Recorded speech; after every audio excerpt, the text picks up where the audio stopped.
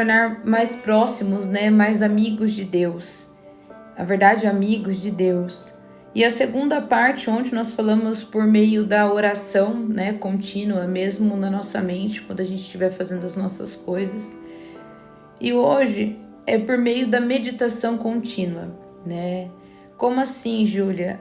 A segunda forma da gente estabelecer uma amizade com Deus é a gente meditar na palavra dele dia e noite. Nós estarmos em constante meditação sobre aquilo que ele nos diz, né? É pensar em sua palavra durante todo o dia. É impossível a gente ser amigo de Deus sem saber o que ele diz. Ou seja, não tem como a gente ser amigo de alguém se a gente não o conhece.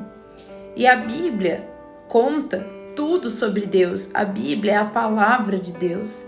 Então, nós só vamos conhecer a Deus intimamente, ser amigos de Deus, se a gente conhecer a palavra dele, se a gente meditar na palavra dele dia após dia. A Bíblia diz que quando a gente ora, nós falamos com Deus, e quando nós meditamos na palavra dele, ele fala conosco. Bom dia, Adri. Então, é impossível um relacionamento se a gente não conhece com quem a gente está se relacionando. Em 1 Samuel 3, no versículo 2 ao 21, conta que Deus se revelou a Samuel através de sua palavra. E até hoje ele utiliza esses meios para falar conosco. Embora a gente pode passar o dia inteiro estudando a Bíblia, né? A gente não consegue. Tem gente que tem mais tempo e consegue várias vezes ler. Mas quando a gente não consegue, o importante é a gente pensar nela ao longo de um dia, pegar um versículo e meditar nisso. A meditação ela é frequentemente mal interpretada pelas pessoas, como se fosse só um ritual. Mas não, a meditação ela nada mais é do que você focalizar, né? Do que você focar, concentrar os seus pensamentos. E a gente concentra os nossos pensamentos na palavra de Deus.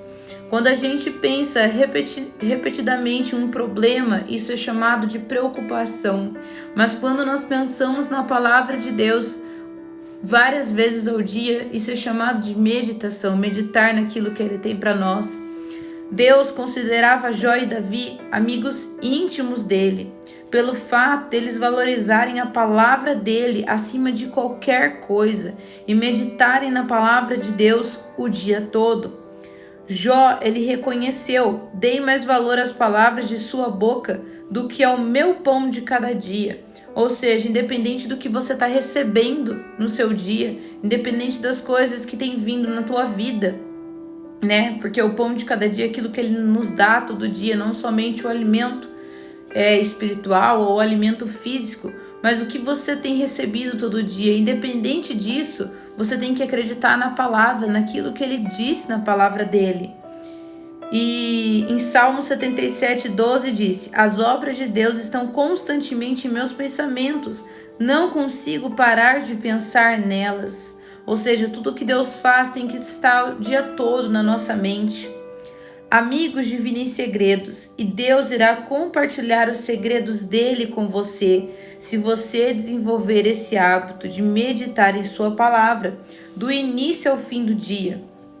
Deus contou os seus segredos a Abraão, fez o mesmo a Moisés, né? Paulo, os discípulos e outros amigos. Então, quando a gente lê a Bíblia, né? Ou quando a gente ouve uma palavra de Deus, a gente não pode cometer o erro de guardá-la só no nosso coração e não meditá-la nos nossos dias, de não fazê-la, né, se realizar nos nossos dias. Nós temos que ouvir e pensar e meditar o que Deus quis falar comigo através desse versículo, através dessa palavra.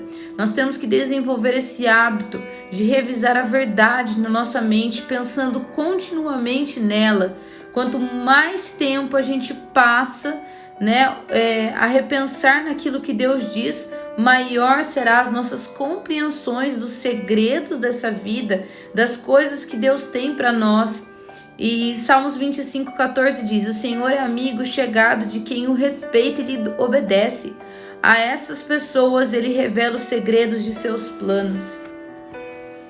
E o pensamento do dia, nós terminamos